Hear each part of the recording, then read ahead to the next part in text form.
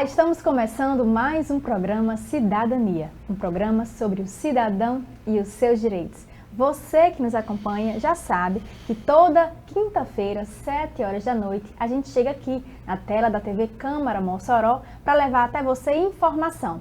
A gente sempre busca abordar temas relevantes, temas importantes, que vão levar você a ter mais conhecimento sobre os seus direitos e também sobre os seus deveres, para que você fique cada vez mais atuante na sua comunidade e conhecedor também. A gente aborda questões jurídicas, questões sociais, até questões na área da saúde também, para deixar sempre você bem informado. Bom, nós lembramos também que a TV Câmara Mossoró é exibida através das parceiras TCM, na sua grade de programação através do canal 23.2 e também da nossa parceira Telecab no canal 2. Bom, meu companheiro Adalto, hoje a gente vai falar de um tema que muitas vezes é pouco falado. E eu ouso até dizer que é pouco falado por conta do preconceito que ronda o assunto. Hoje, assim como eu sempre falo, semanalmente nós temos esse programa e trazemos um colega, um entrevistado aqui para esclarecer alguns pontos aqui que sejam de importância, obviamente, à comunidade, principalmente nosso telespectador. E hoje nós trouxemos e vamos tratar um pouco exatamente da questão da execução da pena. Direitos, deveres com os apenados, por exemplo, questão de saidinhas, de remissões de pena, visitações das mulheres, por exemplo, que em caso de gravidez, como deve se comportar, como a lei, na verdade, atribui àquelas pessoas. E hoje nós teremos esse bate-papo aqui com vocês. Pois é, e quando a gente fala muito sobre crime, a gente pensa muito no ato do criminoso, no julgamento, na vítima, mas e depois da condenação? O que acontece com essa pessoa? O que acontece com essa pessoa que está agora apenada? E é sobre isso, pensando sobre os direitos da pessoa apenada, das pessoas que estão presas, é que nós resolvemos trazer o nosso convidado de hoje, que é o Dr. Otoniel Maia Júnior, que é advogado criminalista e também é presidente da Comissão de Segurança Pública aqui da OAB Mossoró. E no próximo bloco nós já estamos aqui com ele nos nossos estúdios, mas no próximo bloco nós estaremos conversando sobre esse tema, tirando um pouco das nossas dúvidas e também, Adalto, desvendando alguns mitos que rondam esse tema. Então não saia daí, nós vamos fazer um breve intervalo, mas daqui a pouco a gente volta conversando sobre direitos dos apenados. É rapidinho, a gente volta já.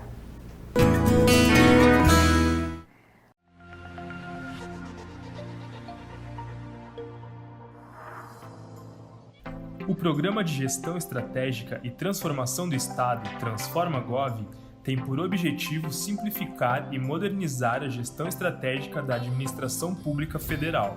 Com uma gestão mais simples, mais moderna e, portanto, mais rápida e eficiente, o governo federal espera economizar recursos e fortalecer a entrega de serviços e políticas públicas à sociedade. Para tanto, a equipe do Transforma-Gov se une à equipe de gestão estratégica dos órgãos da administração pública federal. Juntas, essas equipes realizam um diagnóstico do órgão e identificam suas necessidades de simplificação e modernização administrativa. Esse diagnóstico abrange 5 áreas: governança e gestão estratégica, serviços aos cidadãos, processos, arranjos institucionais e estruturas organizacionais e gestão de pessoas. A partir desse diagnóstico, o órgão e o Ministério da Economia pactuam um plano de gestão estratégica e transformação institucional. Por meio desse plano, o Ministério da Economia apoia a implementação de medidas de eficiência administrativa, bem como de soluções digitais, capazes de tornar a gestão do órgão mais simples,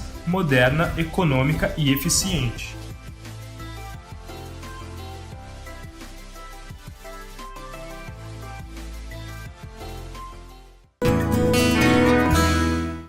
Estamos de volta com Cidadania e, como nós anunciamos no bloco anterior, vamos falar hoje sobre direitos da pessoa apenada. E para conversar conosco sobre esse tema, recebemos aqui nos nossos estúdios Dr. Otoniel Maia Júnior, que é advogado criminalista e, como eu mesmo mencionei no bloco anterior, também está presidindo a Comissão de Segurança Pública aqui na OAB Mossoró. Bom, inicialmente, Dr. Otoniel, nós gostaríamos de agradecer a sua presença, a sua disponibilidade, nós convidamos, Adalto, prontamente ele atendeu o nosso convite para vir aqui conversar com esse tema que eu inclusive falei que ronda um pouco de preconceito sobre ele, Então, muito obrigada pela sua participação. Eu que agradeço o convite, Joyce, Adalto.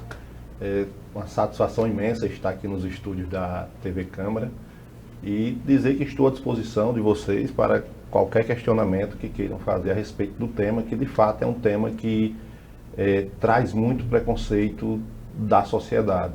Como você bem frisou já, Joyce, as pessoas, quando tratam de alguém que está cumprindo pena, elas enxergam, via de regra, um monstro ali, né?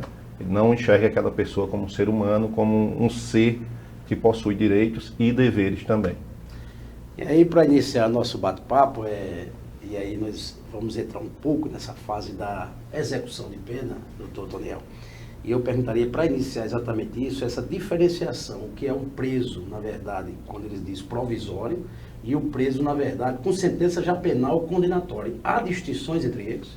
Sim, claro. É importante o telespectador da TV Câmara, né, saiba que o preso provisório é aquele que comete um crime, mas que ainda não tem uma pena a cumprir, que ainda não tem uma sentença com trânsito em julgado em seu desfavor. É aquela pessoa que ainda está respondendo a processo, que ainda vai passar por uma audiência com um juiz, com um promotor, com um advogado, seja advogado particular ou defensor público, mas toda pessoa que comete o crime tem direito a uma defesa.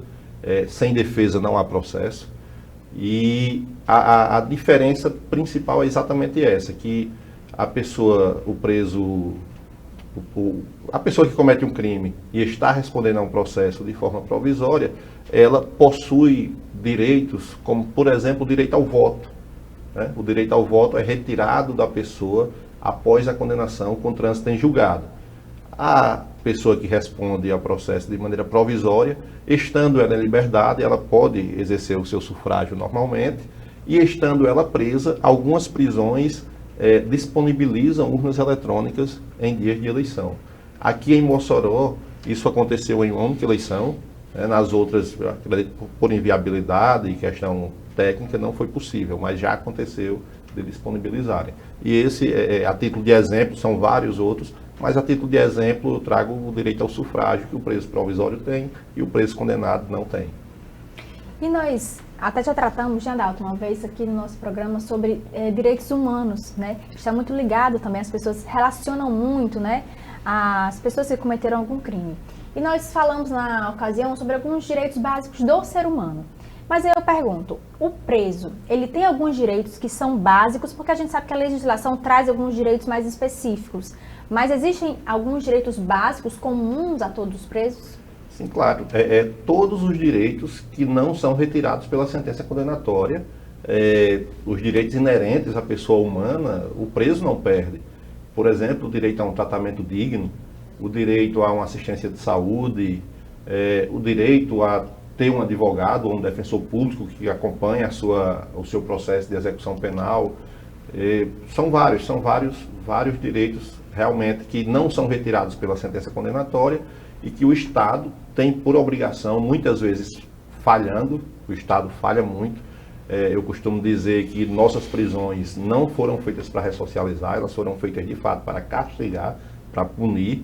E a gente vê bastante números de reincidência penal que indicam isso que eu estou falando agora. Se as prisões fossem pensadas para ressocializar, nós teríamos bem menos reincidência penal.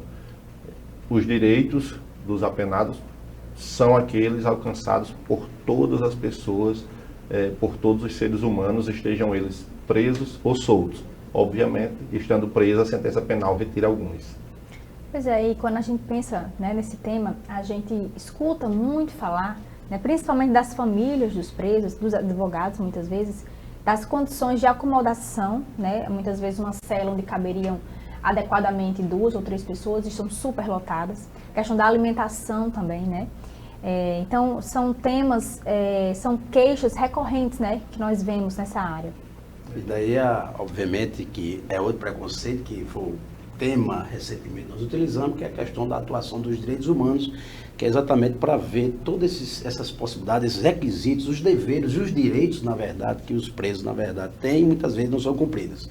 Mas aí, para se falar em direito, doutor Toniel, eu quero entrar aqui, e é outro alvo de preconceito, já que a gente fala muito na questão da criminalidade, a gente liga também o fator preconceito daquelas pessoas que porventura sejam condenados, tenham que cumprir uma pena.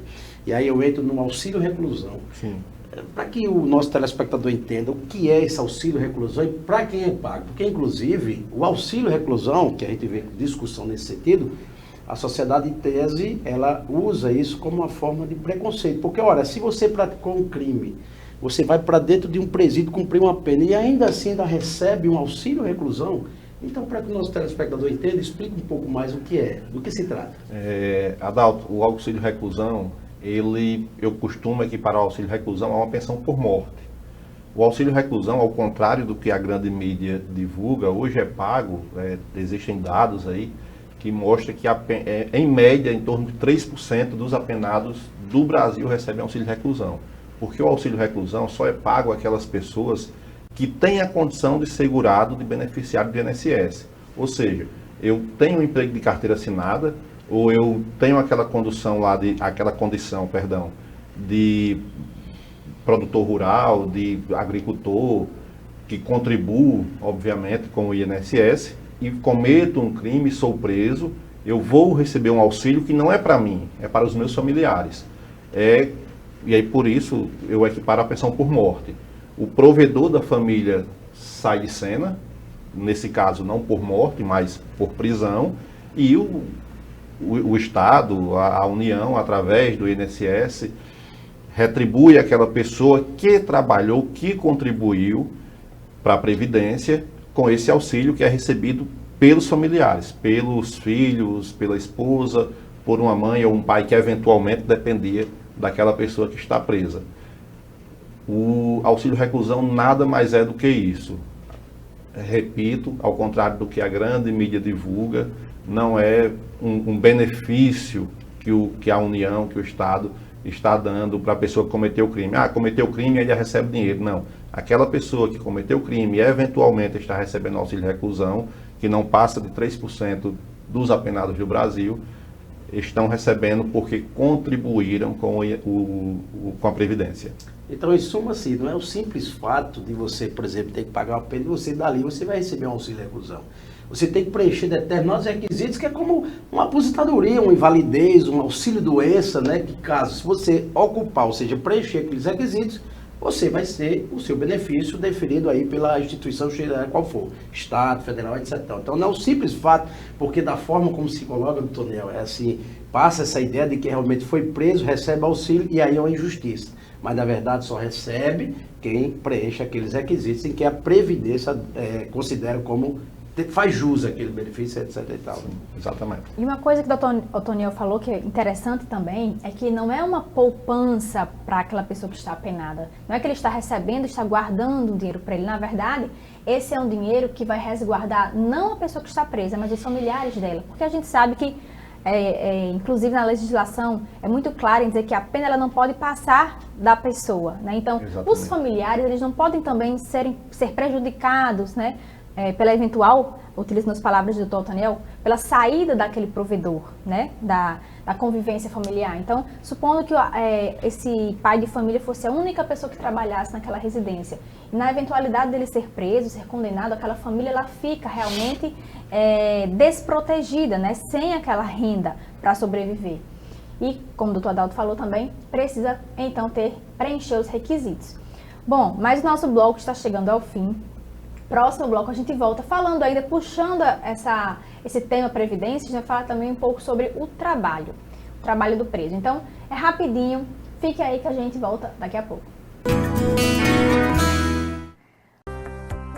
Oi, eu sou a Amor, a Associação de Pais e Amigos dos Autistas e TDAH de Mossoró e região. Mas você também pode me remeter ao sentimento, que por sinal, aqui não falta, sempre sobra. E por sonhar com um mundo melhor, com uma sociedade mais informada, inclusiva e tolerante, há 5 anos eu nasci. Eu digo que é de suma importância, né, termos uma entidade como essa, né, para receber, para acolher, né, essas famílias, né, que já vêm com inúmeras dificuldades, né, desde da descoberta do laudo, né, do diagnóstico, né, do seu filho ou sua filha, e todo o tratamento, né, que aí vai se deparar. Então, a associação está justamente para dar esse suporte. Então, por isso, essa é a nossa luta enquanto associação, enquanto cidadão, enquanto pai, hoje enquanto representante, né, de uma associação, com toda uma equipe que fazem parte, né, dessa diretoria, os próprios associados que somam conosco para que possamos, né, buscar, né, fazer a inclusão, né, porque políticas públicas é inclusão, né, quando não há políticas públicas, com certeza famílias estão sem ter acesso ao serviço de saúde de qualidade. Por aqui a gente brinca, se diverte e compartilha muitas experiências. Por isso acabamos nos tornando uma grande rede de apoio e suporte. Assim, então a associação tem o intuito mesmo de buscar políticas públicas para beneficiar essas crianças e adolescentes. A associação também busca apoiar as famílias, né, porque assim, quando se recebe um diagnóstico, muitas famílias ficam em choque, né? Então assim, e nós enquanto grupo, a gente dá apoio uns aos outros e isso fortalece muito, né? E a importância da associação é muito grande, porque é esse grupo de apoio. O autismo é uma característica, assim como tem pessoas louras, tem pessoas... Então, se você recebeu o diagnóstico de autismo ou TDAH, não hesite em nos procurar. Estamos de braços abertos e com muitas histórias incríveis que com certeza vão te ajudar. Assim, as pessoas que têm autismo podem viver uma vida normal, ser o que elas quiserem, conseguir o que a pessoa quiser. E para mim foi muito bom ter entrado na associação, porque são muitas experiências trocadas com outras mães, é muito bom. Dicas, tudo que ajuda, né? Vocês mães que receberam o diagnóstico agora, estão se sentindo sozinhas, vocês não estão sozinhas. Tem o grupo da Amor, da associação, estamos aqui para acolher todas essas mães que não sabem o que fazer, que estão desesperadas, né? Não se desespere, a Amor está aqui para dar amor para vocês.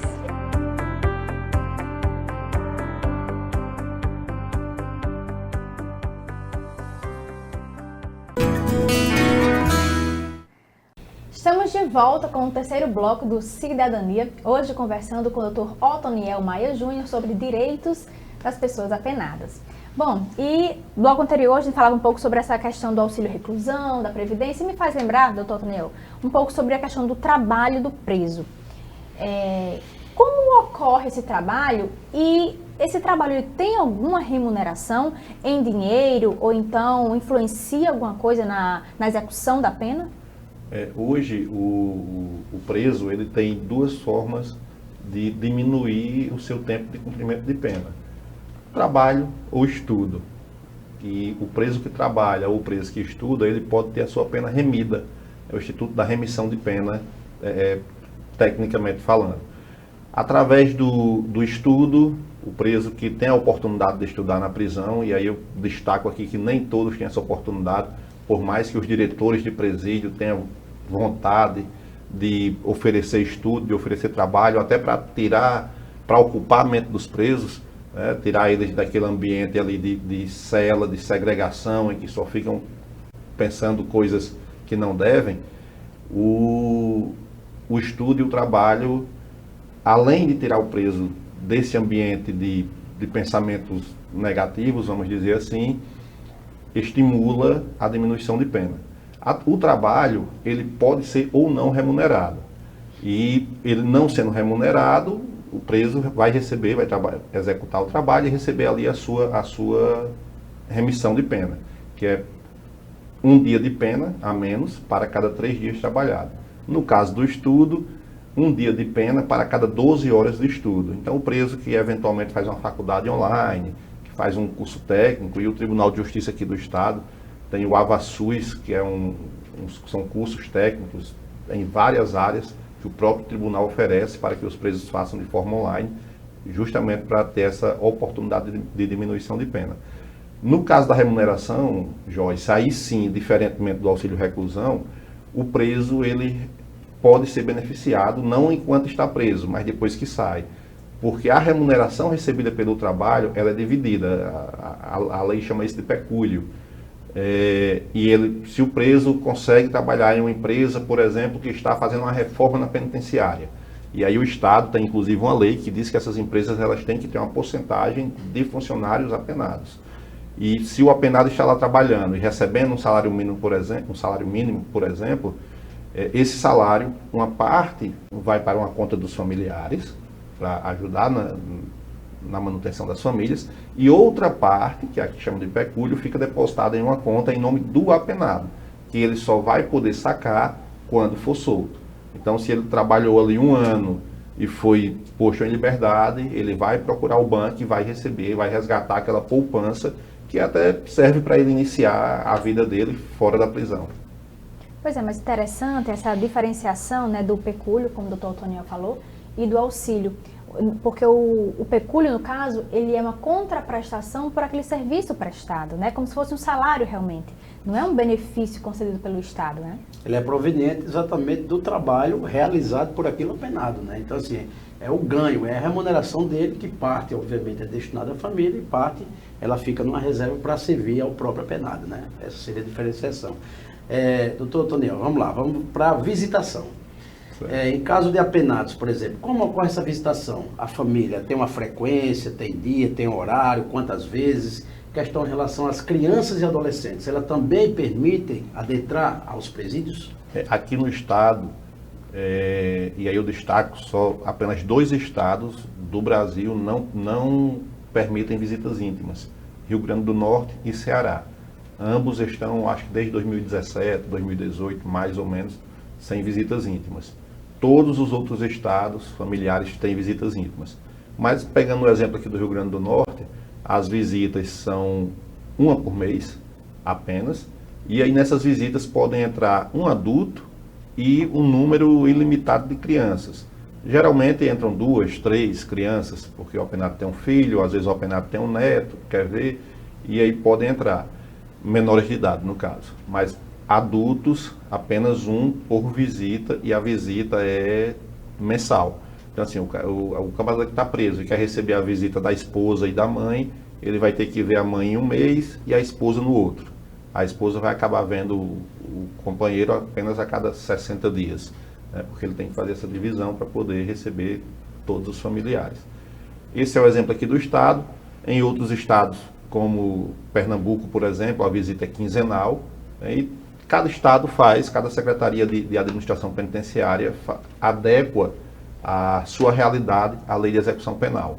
Aqui do estado fizeram essa adequação. Existe uma luta de alguns grupos aí para a volta da visita íntima, e aí eu até defendo que essa visita íntima ela pode voltar, ainda que seja apenas para os presos condenados, e aí vem aquela diferença de preso condenado e preso provisório, porque o preso provisório ele pode ficar 1 mês, 1 dia, 6 meses, 1 ano e ser posto em liberdade.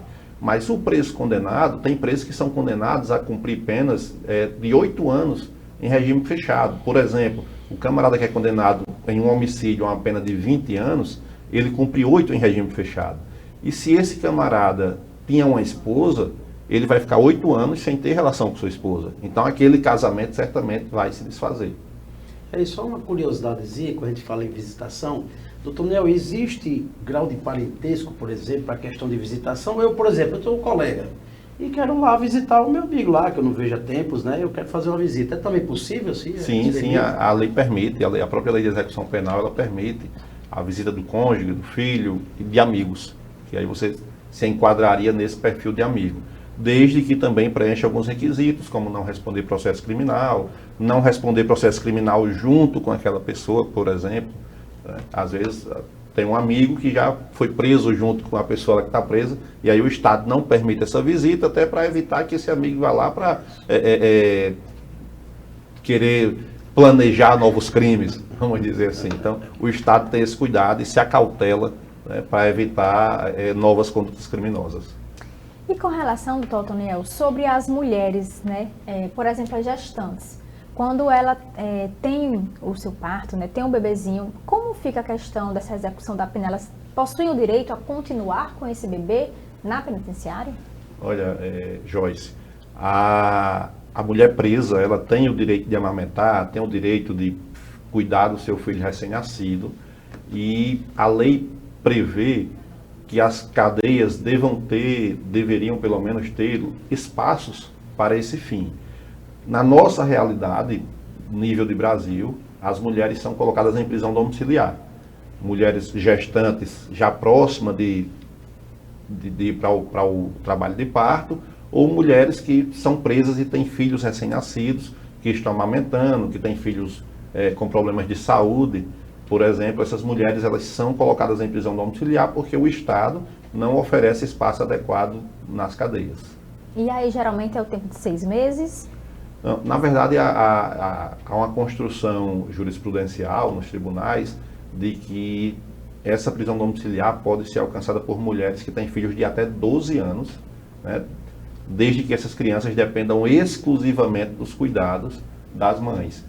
Inclusive, eu cito aqui um exemplo recente nosso, do nosso escritório, que nós conseguimos uma prisão domiciliar para um pai, porque nós conseguimos provar que aquele pai, que aquela criança, que a mãe era ausente, os avós eram falecidos, nós conseguimos provar que aquele pai, que aquela criança dependia exclusivamente dos cuidados do pai, e nós conseguimos a prisão domiciliar para o pai poder cuidar da criança. E nesse meio, no que diz respeito a essa questão da execução de pena, a gente vê falar também uma palavra chamada remissão. Então, assim, doutor Daniel, eu queria que você explicasse mais ou menos o que seria essa remissão. Para que ela serve, na verdade? Eu até já falei um pouco aqui, respondendo a outra pergunta de Joyce, que é exatamente para o apenado poder diminuir sua pena.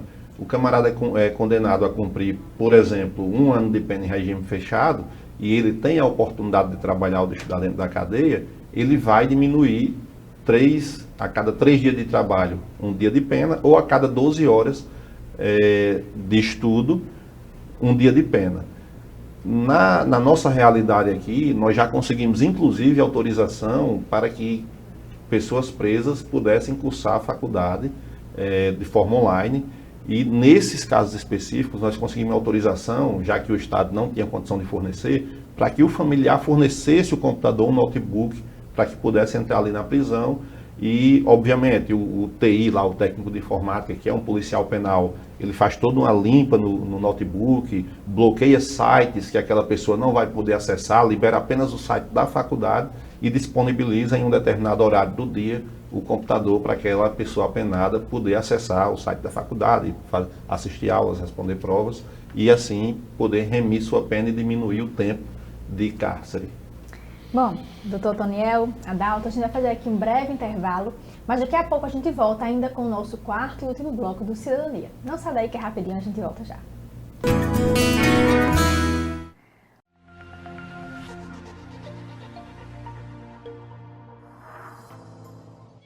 O Programa de Gestão Estratégica e Transformação do Estado, Transforma-Gov, tem por objetivo simplificar e modernizar a gestão estratégica da administração pública federal. Com uma gestão mais simples, mais moderna e, portanto, mais rápida e eficiente, o governo federal espera economizar recursos e fortalecer a entrega de serviços e políticas públicas à sociedade. Para tanto, a equipe do Transforma-Gov se une à equipe de gestão estratégica dos órgãos da administração pública federal. Juntas, essas equipes realizam um diagnóstico do órgão e identificam suas necessidades de simplificação e modernização administrativa. Esse diagnóstico abrange 5 áreas: governança e gestão estratégica, serviços aos cidadãos, processos, arranjos institucionais e estruturas organizacionais e gestão de pessoas. A partir desse diagnóstico, o órgão e o Ministério da Economia pactuam um plano de gestão estratégica e transformação institucional. Por meio desse plano, o Ministério da Economia apoia a implementação de medidas de eficiência administrativa, bem como de soluções digitais, capazes de tornar a gestão do órgão mais simples,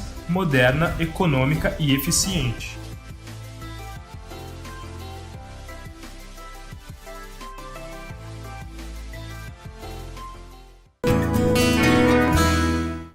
Estamos de volta com o último bloco do Cidadania e continuamos aqui a nossa conversa sobre direitos das pessoas apenadas com o Dr. Otoniel Maia Júnior, que é advogado criminalista. E no bloco anterior, a gente falava um pouco sobre a remissão de pena. E continuando aí nessa questão da execução propriamente dita, eu pergunto, o que é, Dr. Otoniel, a progressão dessa pena? Como funciona? No Brasil, a lei de execução penal permite a forma progressiva do cumprimento de pena. Respondendo a outra pergunta, eu citei o exemplo aqui de uma pessoa que é condenada a uma pena de 20 anos no crime de homicídio, que ela hoje teria que cumprir aí pelo menos 2/5 dessa pena, que dá exatamente 8 anos em regime fechado. E a forma progressiva de pena, ela foi pensada pelo legislador lá atrás, para que a pessoa possa ter uma fase de readaptação ao seu retorno ao convívio em sociedade. E aí, nesse caso específico, a pessoa cumpre aquele período fechado e progride ao regime semiaberto, que em alguns estados do Brasil, o regime semiaberto, a pessoa permanece encarcerada em uma prisão que deve ser uma colônia agrícola que ofereça trabalho para aquelas pessoas, e essas pessoas podem sair para trabalhar durante o dia e voltar para dormir na prisão à noite. Aqui no Rio Grande do Norte, por ausência de colônias agrícolas, e antigamente, até 2016, 2015 mais ou menos, a única colônia agrícola que existia no estado era Mário Negócio, aqui em Mossoró, que atendia bem o que a lei de execuções penais pedia. Mas agora, os presos de regime semiaberto aqui do Rio Grande do Norte, eles são colocados em prisão domiciliar sob monitoramento eletrônico. São os presos tornozelados, como costumamos chamar. E aí, doutor Tonel, eu vou puxar, porque se discute muito na mídia atualmente, e é alvo, obviamente, de discussão a nível legislativo, né, que é a questão das saidinhas. E está nessa discussão ainda de Câmara, né, de Senado, Presidência da República. Eu queria que o senhor explicasse mais ou menos do que se trata essas saidinhas e se porventura, com essa discussão toda, se haverá alguma mudança, melhoria, como está ocorrendo agora? As saidinhas popularmente chamadas são, na verdade, as permissões de saída, né, que a lei chama de permissões de saída, e essas permissões de saída, que tem sido muito criticada agora exatamente por conta de uma nova modificação legislativa, que dizia que, na verdade, alguns deputados e senadores, né, levaram a proposta de proibição da saída temporária, da permissão de saída temporária, para os presos visitarem seus familiares. Essas saídas, elas geralmente são 7 dias e aconteciam até 5 vezes ao ano. Isso é a critério dos juízes. Essa modificação legislativa, ela foi vetada pelo governo federal nesse ponto específico, porque as permissões de saída iam permanecer, e isso a grande mídia não divulga.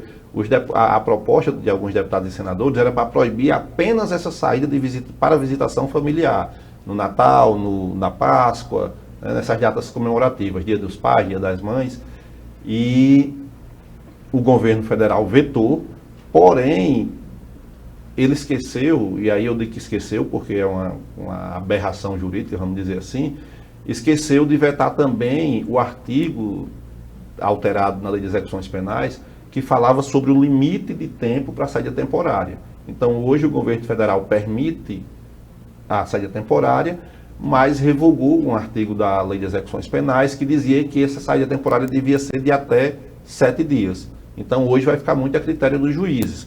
Se o juiz quer dar 3 dias, quer dar 7 dias, quer dar 5 dias, quer dar 15 dias, se não quer dar nenhum dia, né, vai ficar muito a critério dos juízes essa questão objetiva do tempo da saída temporária. Me trouxe só uma curiosidadezinha para a gente finalizar no que diz respeito a essa questão das saidinhas, né, dos presos. Ele é para todo tipo de crime ou existe algum crime específico que sai ou não sai? Não é para todo tipo de crime. Os crimes hediondos, por exemplo, não são alcançados. E aí existe um detalhe curioso, e aí eu trago para a nossa realidade do Rio Grande do Norte, que as saídas temporárias são para presos do regime semiaberto. São para aqueles presos que estão cumprindo pena em colônias agrícolas, que já têm direito à saída para trabalho externo, já têm direito a sair do presídio para cursar faculdade, para estudar, e algumas vezes no ano, por preencher requisitos, por ter bom comportamento, por exemplo, tem direito a essas saídas temporárias. E aí, trazendo para a nossa realidade, a gente até pode dizer que esse artigo da Lei de Execuções Penais, ele acaba se tornando a letra morta, porque os nossos presos do semiaberto, eles já vivem em casa. E aí, o que é que os juízes fazem aqui no Estado? Por exemplo, o preso hoje de regime semiaberto, ele tem que estar em casa entre 8 da noite e 5 da manhã. Das 5 da manhã até as 8 da noite ele pode sair para trabalhar, para estudar. Caso ele vá fazer uma faculdade à noite, ele tem que pedir permissão ao juiz para chegar em casa após as 20 horas, chegar às 22, às 23. E na nossa realidade, a saída temporária já não se pratica, porque o preso já está em casa e os juízes acabam que, por exemplo, Natal, Réveillon, ele retira essa obrigação do apenado estar em casa às 20 horas. Noite de Natal, você pode chegar em casa 1 hora da manhã, pode ficar na rua até meia-noite. É mais ou menos assim que está funcionando na nossa realidade. O tema é palpitante, Joyce, só um momento, porque assim, não dá para se estirar muito, porque assim, esse tema realmente teria algumas discussões, quem sabe, na outra oportunidade, doutor Toniel, nós trataremos tão somente acerca da questão da saída. Mas ao que parece, o legislador, a sociedade como um todo, acaba levando essa discussão adiante devido ao problema daqueles índices de pessoas de apenados que são liberados e não retornam ao cumprimento da pena. E aí eles acabam indo ao meio da sociedade e praticando novos crimes. Então eu acredito que muito se passou por aí, eu acredito que o índice ainda mesmo assim é pequeno em relação àquelas pessoas que saem, mas existem essas discussões, né? Hoje, menos de 5%, 4,8% mais ou menos dos presos que saem em saída temporária não retornam à prisão. E, como no Brasil é prática comum se criar leis a partir de crimes que acontecem, essa modificação na lei de execução penal, nesse ponto específico das saídas temporárias, acontece em razão da morte de um policial militar, se não me falha a memória agora, no estado do Paraná, que foi morto por um preso que estava em saída temporária. A partir da lei, um deputado propôs essa modificação. Doutor Toniel, para a gente finalizar a nossa conversa, nós falamos muito sobre direitos. Mas eu queria agora abordar um pouco a questão dos deveres. Você poderia citar alguns deveres das pessoas que estão apenadas? Olha, eu acho que são vários, né? Eu acredito que são diversos, mas o principal, eu parto do princípio de que o principal dever do apenado é o dever de disciplina. Porque quando ele tem disciplina no cumprimento de sua pena, ele vai receber todos os direitos e todas as regalias, que a lei, além de oferecer direitos, oferece regalias para o preso que tem bom comportamento.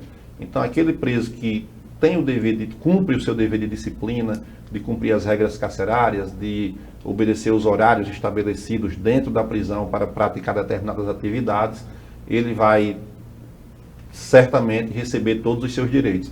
O preso que não exerce o seu dever de disciplina, vez ou outra, ele é até retirado do convívio comum, ali dos outros apenados, e colocado em uma cela de castigo, como se chama. E aí tem uns períodos que a lei permite, de até 10 dias, de forma provisória, uma punição provisória, até 30 dias depois que o juiz homologar uma eventual falta grave. São muitos os deveres, mas eu, citando como exemplo, eu parto desse princípio do dever de disciplina, que é o dever que todo apenado deve ter no cumprimento de sua pena, até para poder depois, Adalto, receber uma progressão de regime, como a gente já falou aqui. Bom, doutor Toniel, nós inclusive poderíamos até continuar a conversa, né, Adalto? Porque assunto teria. Mas nosso bloco está chegando ao fim. Nós gostaríamos de agradecer mais uma vez sua participação, né? E como o Adalto falou, que você possa retornar outras vezes para conversar conosco. Sim, eu me coloco à disposição aqui, renovo novamente a minha satisfação de estar aqui nos estúdios da TV Câmara. Agradeço, Joyce, agradeço a Adalto pelo convite, agradecer aos telespectadores, né, que estão nos vendo e nos dando essa audiência, e estou à disposição para tantas outras vezes que for convidado. Bom, eu vou chamar então o doutor Toniel para continuar aqui nos nossos estúdios, e nós vamos, Adalto, agora convidar o nosso colega Pietro Medeiros, que vem chegando aí com seu quadro Dicas de Concursos para você que é concurseiro. Então, Pietro, agora com você.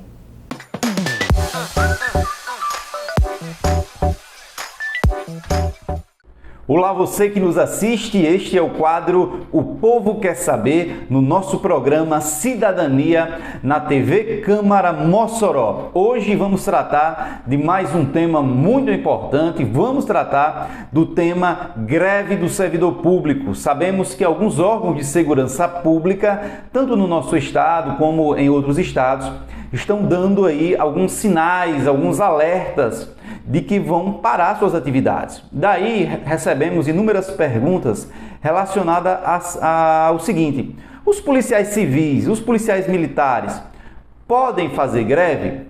Então esta é a pergunta que eu vou tentar responder para você de forma clara e de forma que você entenda, certo?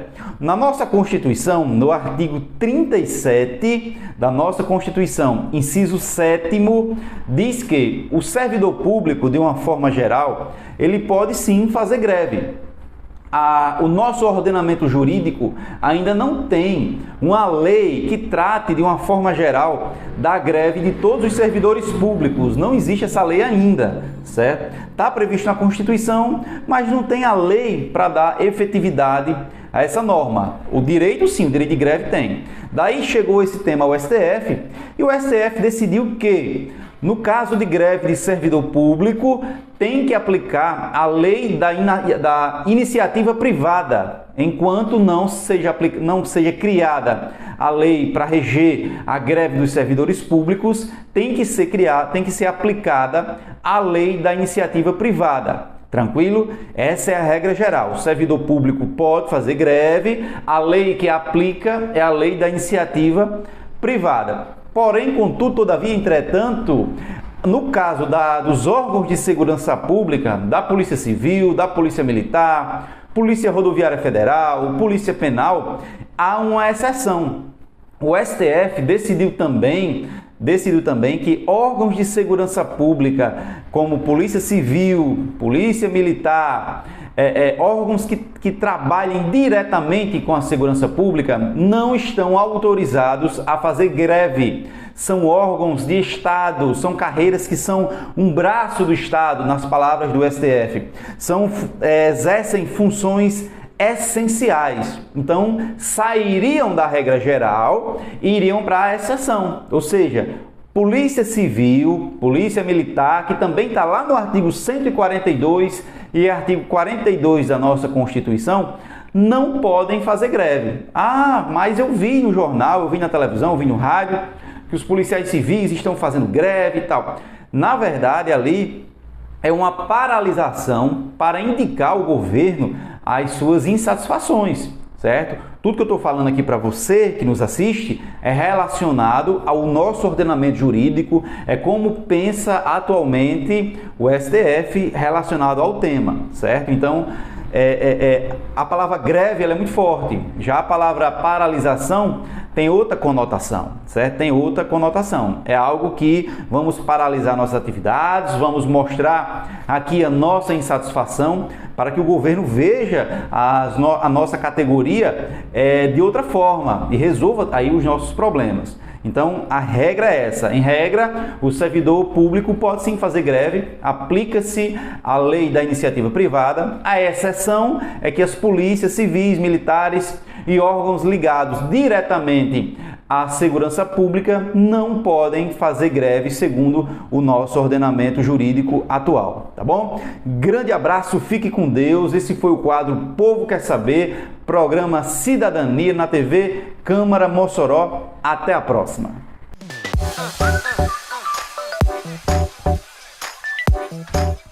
Obrigada mais uma vez, professor Pietro Medeiros, com seu quadro Dicas de Concurso. Nosso programa vai chegando ao fim, né, Adalto? E aqui eu gostaria, Joyce, de externar e reforçar, na verdade, nossos agradecimentos em nome aqui da TV Câmara Mossoró, pelo pronto atendimento, né, por parte do nosso colega, advogado criminalista, nosso amigo Otoniel, e hoje presidindo aí, né, uma comissão de grande importância para a sociedade no que diz respeito à segurança pública. E no mais, Otoniel, dizer, quem sabe, em outra oportunidade, trazendo alguns temas mais específicos, como por exemplo, nós tentamos estirar um pouco acerca das saídas, então assim, quem sabe, em outra oportunidade, o colega não esteja aqui conosco, né, tratando de outros assuntos. Para nós foi uma felicidade e que, se Deus permitir, que assim retornem.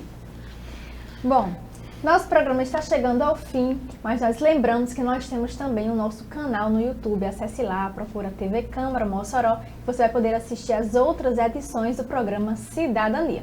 Agora fique com a nossa programação da TV Câmara Mossoró e até a próxima quinta-feira em mais um programa inédito.